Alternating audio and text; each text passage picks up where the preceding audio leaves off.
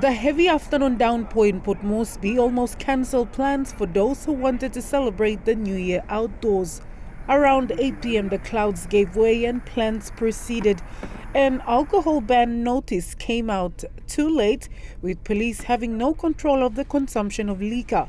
It was up to the roadblocks to minimize alcohol-related problems. Police were in full strength in the 3 zones in NCD, with police checkpoints at Ben's Peak for Zone 1. First target is to keep drunkards off the road.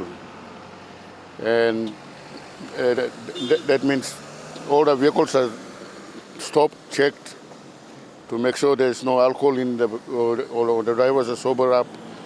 The second is to opportunists, especially criminal elements in the streets, it deters from them, roaming around freely. NCC roundabout for Zone 2. We are doing this here, roadblock is for Zone 2.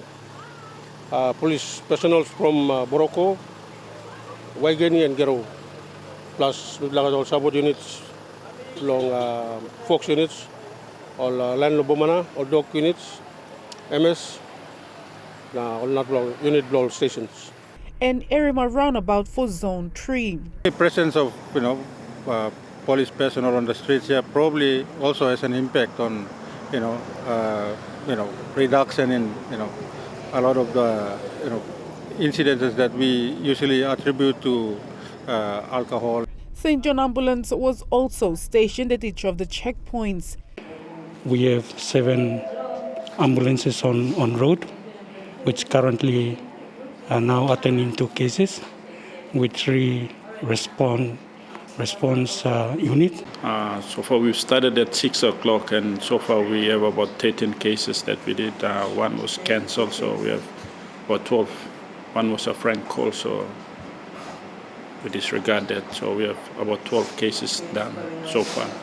While some families welcomed the new year at home, others couldn't miss Lamana's annual fireworks display, watching in awe as the clock struck 12 and the display began.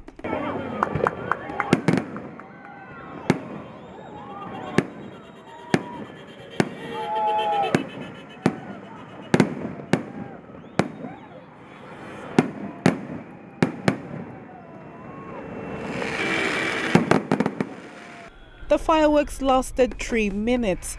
Soon after the fireworks display ended, St. John Ambulance was called to attend to an accident right in front of those who gathered to watch the fireworks.